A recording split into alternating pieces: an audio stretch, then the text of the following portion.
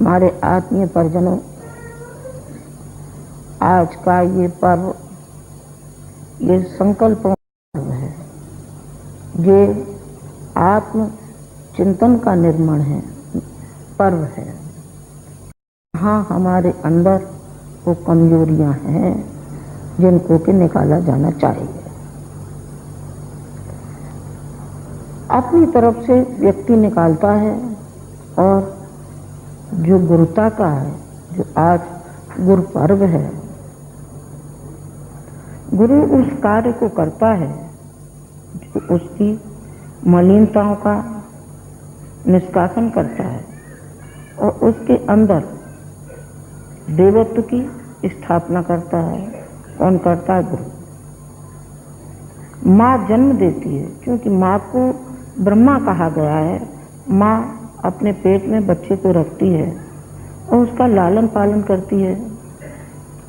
दूसरा नंबर आता है पिता का। पिता को विष्णु कहा गया है, क्योंकि उसके लालन पालन में, उसके पढ़ाने लिखाने में जो जुटाना पड़ता है उसके जीवन के विकास के लिए, वो पिता कार्य करता है। और गुरु का जो दर्जा है, गुरु का जो महत्व है, वो शिव के समान है। क्योंकि शिव वो शक्ति है, गुरु वो शक्ति है जो अपने शिष्यों के अंदर अपनी शक्ति का अंश देती है। उसके जो दुख और कष्ट है वो अपने ऊपर लेते हुए उसका आत्मिक निर्माण गुरु करता है। गुरु उसको ऊंचा उठाता है, गुरु उसको सिद्धांत देता है, गुरु उसको करुणा देता है, और गुरु उसको भावनाएं देता है, संवेदना देता है। कौन देता है? गुरु देता है। यदि गुरु न हो जीवन में तो वो जड़ जैसा हो जाएगा, बुद्धिजीवी तो हो जाएगा, लेकिन भावनाशील नहीं हो सकता।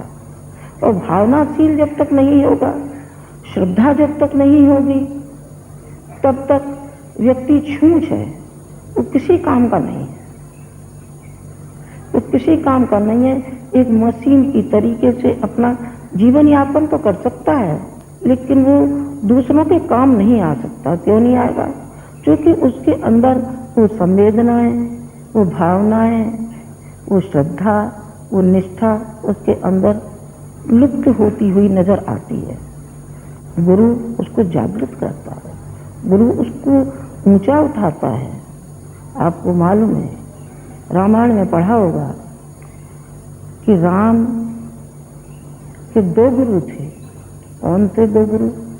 पहले तो थे उनके कुल गुरु वशिष्ठ, जिन्होंने के योग वशिष्ठ उनको पढ़ाया था, उनको इसलिए बनाया, कड़ा फौलादी भीतर से राजकुमार नहीं रहने दिया, बल्कि उनको इस तरीके से एक फौलादी जीवन जीने के लिए, कष्ट साध जीवन जीने के लिए उनको तैयार किया गया। बौद्धिक दृष्टि से, शारीरिक दृष्टि से उनको ऊंचा उठाने के लिए योग वशिष्ठ उन्होंने पढ़ाया। और करुणा, भावनाएं देने के लिए अरुंधति ने काम किया। अरुंधति ने काम किया। जो सारे बच्चे विद्यालय के सोते थे और वो स्वयं जाती थी और उनके सर पे हाथ फिराती थी, सब बच्चों के। तो उन्होंने एक रोज कहा कि इन बच्चों को इतना कोमल क्यों बनाती है? उन्होंने कहा, मैं इनको संवेदना दे रही हूँ। और दूसरे गुरु थे उनके विश्वामित्र, जब यज्ञ की रक्षा के लिए उन बालकों को मांगने के लिए आए विश्वामित्र, तो उनकी माँ का जो हाल होना चाहिए, सब माताओं का होता है, उनकी माँ का भी यही था कि वो द्रवित हो गई। उन्होंने कहा कि हम अपने बच्चों को किस तरीके से हवाले करें जो राजकाज में रहे।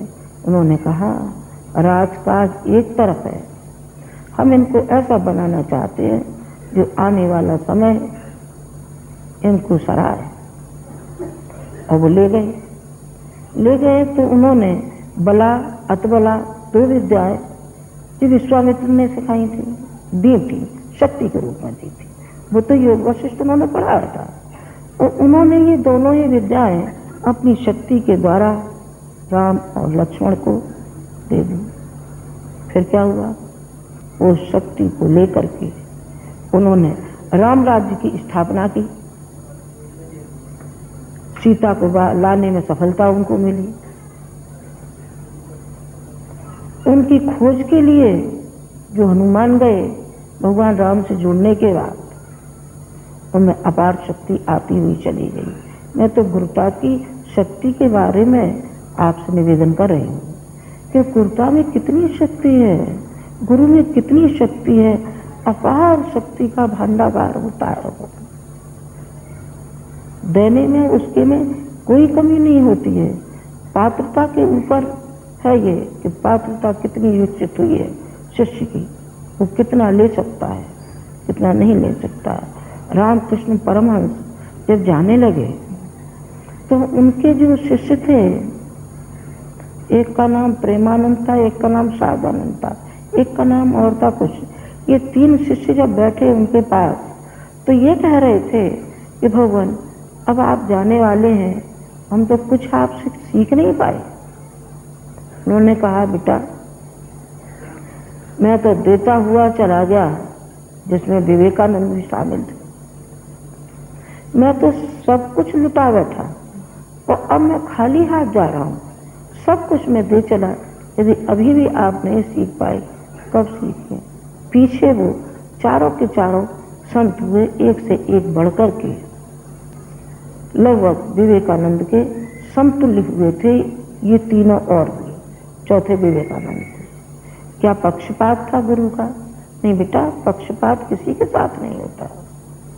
गुरु तो चाहता है कि हम शिष्य को उठाएं, उसको प्रेरणा दें, उसको स्फूर्ति दें, उसके अंदर भगवान के प्रति वो विश्वास, वो श्रद्धा पैदा करें। गुरु ही वो संबल है। गुरु भगवान तक पहुंचाने का रास्ता हमें बताता है।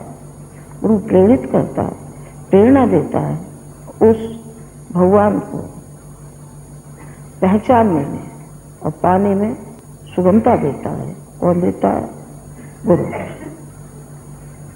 एक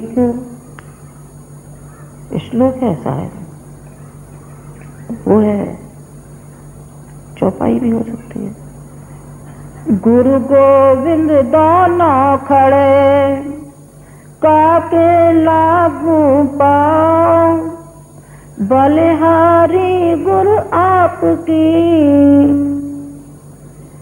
जिन गोविंद दिया मिलाए। गुरु गोविंद से मिलाने का काम करता है। नारद ने वाल्मीकि को प्रेरणा दी थी और वो भगवान तक पहुंच गए, क्योंकि उनकी करुणा, उनकी संवेदना इस समय उभरी तो वो ऋषि बनते हुए चले गए।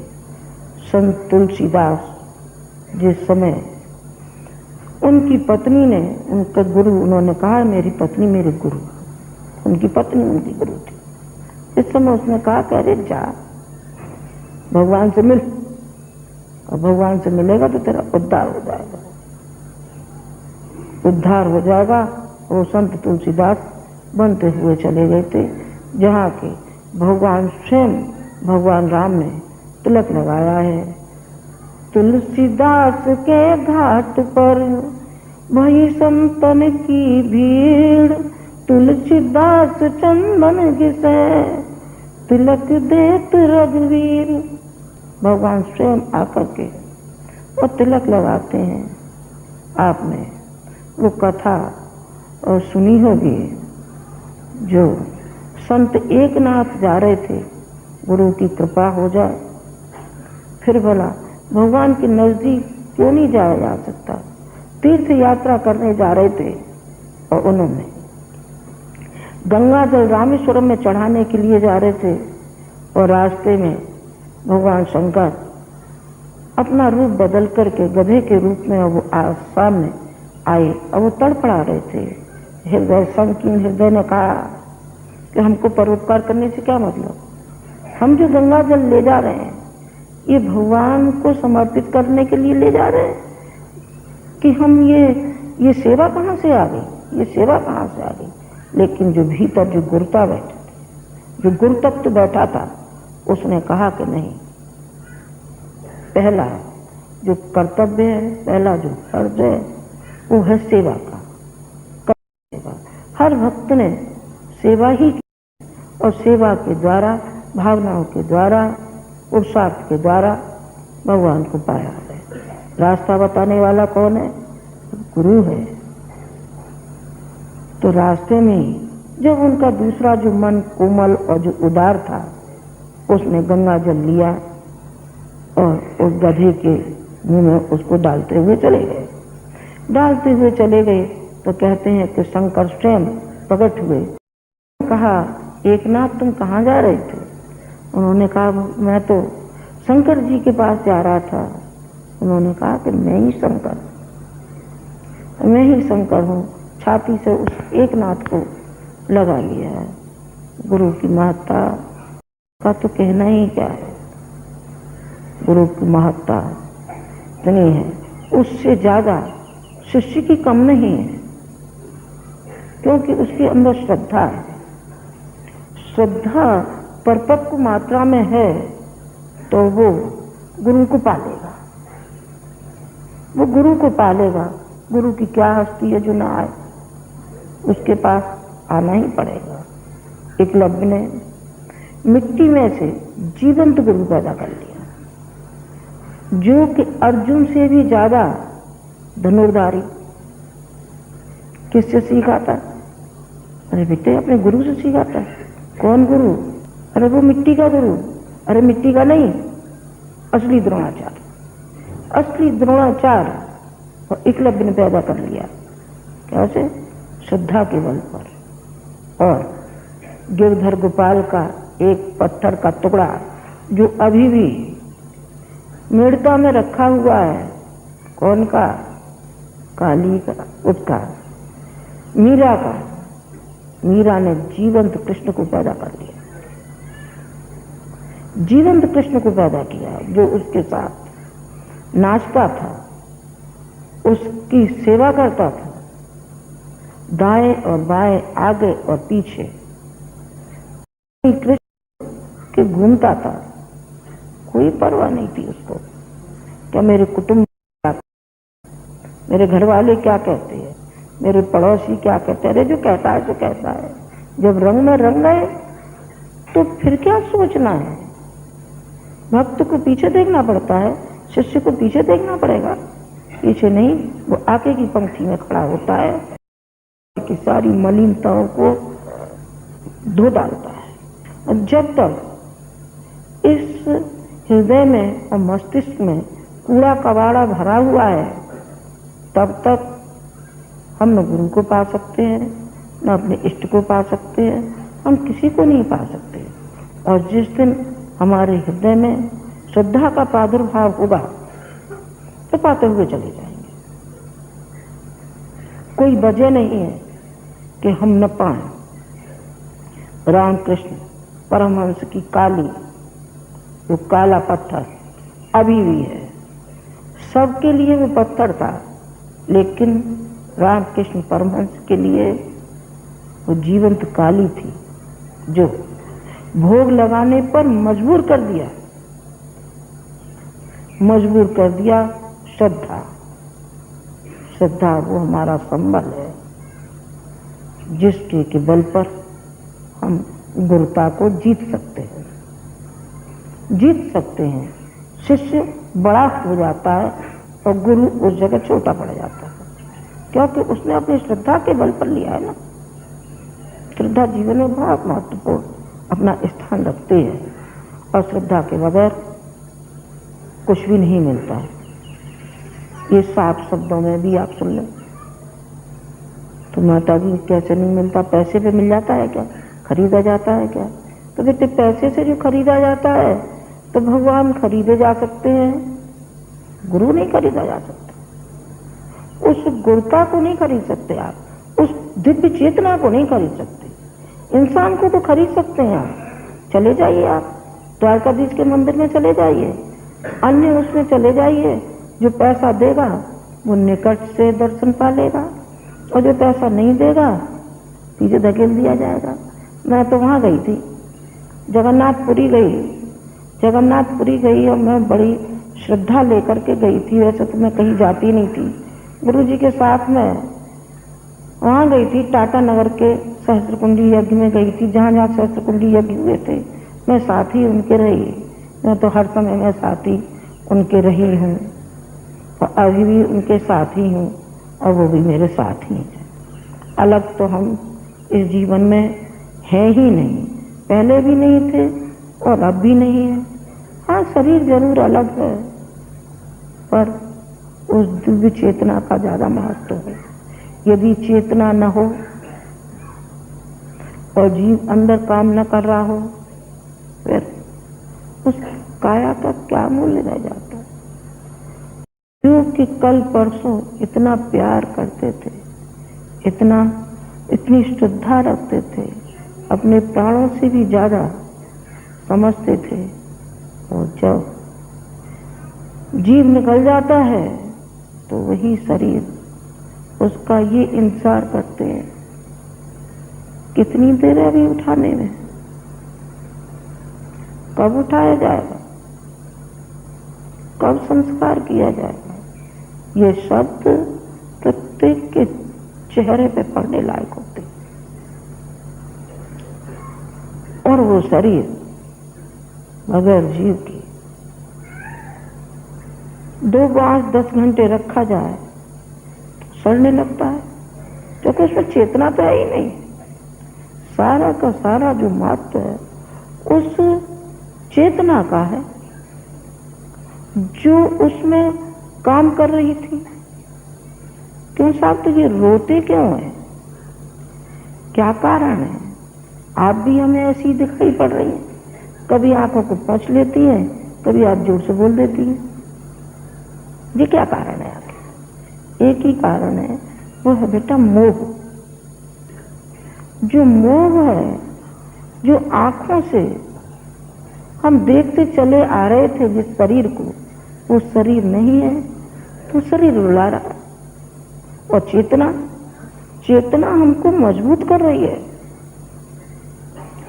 चेतना हमको इतना मजबूत कर रही है कि हम हर कदम आगे बढ़ाते हुए चले जा रहे हैं। और ये समझती हूँ कि मेरे रोम रोम में समाये हुए है। तो फिर थकान कैसी, हैरानी कैसी और ये परेशानी कैसी? कोई परेशानी नहीं दिखाई पड़ती, जरा भी नहीं दिखाई पड़ती। शरीर में वही उत्साह काम कर रहा है, वही स्फूर्ति काम कर रही है, क्योंकि उनकी प्रेरणा आती हुई चली जाती है। वो दिव्य शक्ति, वो दिव्य चेतना जो हमारे साथ है। ये तो विश्वास करने का होता है, अनुभव करने का होता है।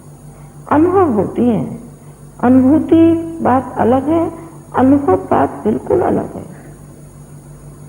अनुभव कर सकते हैं, गुरु जी का आपने अनुभव किया होगा, जितने जो 6 यज्ञ जो हुए हैं उसमें क्या उनकी उपस्थिति नहीं थी क्या? प्रत्येक के मुंह से एक ही बात निकलती है कि उनकी पूरी उपस्थिति थी। तो वो दिव्य चेतना काम कर रही थी कि नहीं कर रही थी? बिल्कुल कर रही थी। शरीर का मुंह एक तरफ, आंखों में नम हो रही थी, लेकिन भीतर की जो चेतना जो जा रही थी उसमें हर कार्यकर्ता के बाहों में बड़ा जोर था और हृदय में भावना उछाल खा रही थी। ये हमारे पिता का कार्य है, ये हमारे गुरु का कार्य है, ये हमारे भगवान का कार्य है, ये हमारे मिशन का कार्य है। तो फिर हमसे दूर कहाँ है बताइए? जरा भी दूर नहीं है। गर्दन उठाकर देख ले यारे खुदा, अरे गर्दन जरा उठा कर देखो तो भी मिल जाएगा खुदा। कहाँ है दूर? मैं अभी गुरता के बारे में ही कह रही थी। जिस दिन से उन्होंने होश संभाला तो बचपन से ही उनके जो संस्कार थे गुरु जी के, वो सुनने ही लायक है और प्रेरणादायक भी हैं। सुनने ही लायक नहीं है बल्कि प्रेरणादायक है। छोटी सी उम्र में ही जितना उन्होंने जो कार्य किया है शायद ही कोई कर पाए। तो ऐसे कैसे हो गया? इसलिए हो गया बाल्यकाल से ही जो गुरु की चेतना उनके अंदर आती हुई चली गई और जो शक्ति आती हुई चली गई, वो शक्ति सारा का सारा जो भी कार्य करते चले गए सब उसमें सफलता मिलती हुई चली गई। क्यों जी? तो हमने तो ये सुना है कि अवरोध आता। हाँ, इसमें तो कोई दो राय नहीं है। इसमें तो दो राय नहीं है कि अवरोध नहीं आते। अवरोध तो हर अच्छे कार्य में आते रहे। उनके सामने भी अवरोध आए हैं, अनेक अवरोध आते हुए चले गए। जब उन्होंने हरिजन की बस्ती में जाकर के और सत्यनारायण कथा कही और शंख बजाया, क्योंकि हर अध्याय के बाद शंख बजाने का होता है, शंख है, तो हर अध्याय के बाद शंख बजाते हुए चले गए। सारा गांव एक तरफ और खुद एक तरफ। देखा जाएगा जो कुछ होगा तो वह तो एक दोनों को मिला रहे हैं, उस गुरु के शक्ति को और शक्ति का अपव्यय नहीं किया उन्होंने, सदुपयोग किया, दुरुपयोग नहीं किया। दुरुपयोग किन किन ने किया है? दुरुपयोग रावण ने किया है, मारीच ने किया है, कंस ने किया है। इन्होंने शक्ति का दुरुपयोग किया है। तो उस दुरुपयोग से क्या हो गया? दुरुपयोग से जो होना चाहिए तो होना, सर्वनाश हो गया। शक्ति को तो कैसे भी लगा लो। शक्ति का उपयोग सही तरीके से किया जाएगा और सही ढंग से किया जाएगा तो अनुदान वरदान मिलते रहते, उन्हें मिलता रहा। मैं समझती इतना अनुदान वरदान गुरु जी को मिला, शायद ही किसी को मिलेगा या मिला होगा। एक ही क्षेत्र में भले किसी ने कदम बढ़ाया होगा, चाहे कोई भी संत क्यों नहीं है, मैं गारंटी से कहती हूँ, कोई भी संत और ऋषि क्यों न हुए हो, उन्होंने एक पक्षीय एक दिशा में कदम बढ़ाया होगा और उनके संपूर्ण दिशा में कदम थे। तो उन्होंने पाया कि नहीं पाया? हर क्षण अपने कार्य में लगा रहना और अपने गुरु का ध्यान करना कि हे गुरुवर, हमको वो शक्ति प्रदान करना, तो हमारे भटकते हुए कहीं भी कदम हो तो हमको पीछे की ओर खींचना, और जब हम अच्छा कार्य कर रहे हो तो हमको आगे की ओर करना, हमको आगे धक्का देना, ताकि हम आगे चलते हुए चले जाएं और दूसरों का मार्गदर्शन करते चले जाएं और अपने शरीर से जो परोपकार और सेवा बन पड़े। बड़ी अच्छी बात है। मैंने एक हरिजनों की बात बताई, कब की? अब तो बेटे, अब तो उनके हाथ का पानी नहीं पियोगे तो चले जाओगे जेल में। जरा चले जाइए, आप वहाँ चले जाइए, बस स्टैंड पे चले जाइए, रेलवे में चले जाइए और फिर आप आवाज उठाना तो देखिए फिर आपकी क्या दुर्गति होती है। और तब ये था कि छुआ नहीं जाता था। छुआ के गांव में शादी होने में, अभी कल परसों की घटना है, कल परसों की घटना है कि दो पार्टियों लड़ाई झगड़ा हो गया। जागरा की बात, उस बात को मैं नहीं दोहराऊंगी। जो अभी भी कोड़ है समाज में, जो समाज में अभी भी जो कि प्रगतिशील विचारधारा है, उनके अंदर भी ये अभी कोड़ काम कर रहा है। छुआछूत का, दहेज का अभी भी कार्य कर रहा है। और उन्होंने उस समय में सफलता पा ली, एक हरिजन बुढ़िया थी, जिसको कि माँ कहते थे, क्योंकि उम्र में वो बहुत बड़ी थी, और कोई नहीं था, उसके कीड़े पड़ गए थे बदन में। तो गुरुजी जाते थे और उसकी धो करके, उसको साफ करके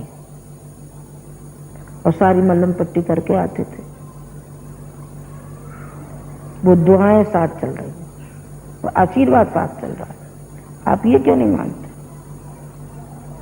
तो आशीर्वाद चला। उन्होंने कहा कि बेटा, तूने जितनी सेवा की है इतना तो मेरा कोई लड़का भी नहीं करता। सारा गांव, घर वाले भी जिसमें शामिल, कि वो बर्तन में रोटी देना पसंद नहीं करते थे। हाथ तो ही खानी पड़ेगी, बाहर ही बैठना पड़ेगा। इतना संघर्षमय जीवन। स्वतंत्रता आंदोलन में कार्य किया तो उसमें भी संघर्ष, लेकिन जहां जो किया वो कमाल का काम किया। चाहे किसानों को ऊंचा उठाना हो, उन्होंने हर पल कोशिश की गांव के किसानों को ऊंचा उठाने के लिए। कैसे बुवाई करनी चाहिए, कैसे रखना चाहिए, प्रौढ़ शिक्षा से लेकर के हर व्यक्ति को, यहां तक कि मुसलमान महिला थी एक, उसको पढ़ाया। उसका नाम था कल्लू। मैंने भी देखी तो वो भी, मैंने जब भी 50 वर्ष की देखी, और वो जब तक मरी बिल्कुल ऐसी ही नहीं थी, हल्की पतली सी थी। मैं तो एक आपसे निवेदन कर रही हूं कि जब भगवान का भक्त होता है और गुरु का शिष्य होता है, गुरु के शिष्य की एक ही पहचान है कि वो समदृष्टि रखता है, सब उसको अपने मालूम पड़ते हैं, सबके दुख में वो द्रवित होने लगता है। कौन होने लगता है? भगवान का भक्त होने लगता है, जिसके अंदर करुणा नहीं है, जो द्रवित होना ही नहीं सीखा, दूसरों की सेवा सहायता के लिए उसके कदम आगे नहीं बढ़े, तो फिर वो शिष्य कैसे हो गया भाई? और कैसे वो भगवान का भक्त हो गया? कबीर की वो श्रद्धा थी, श्रद्धा के बल पर स्वामी रामानंद जी को जीत लिया उसने, कबीर ने। हालांकि दीक्षा नहीं ली थी, दीक्षा उन्होंने नहीं दी थी। उन्होंने कहा कि शूद्र को दीक्षा दी जाएगी,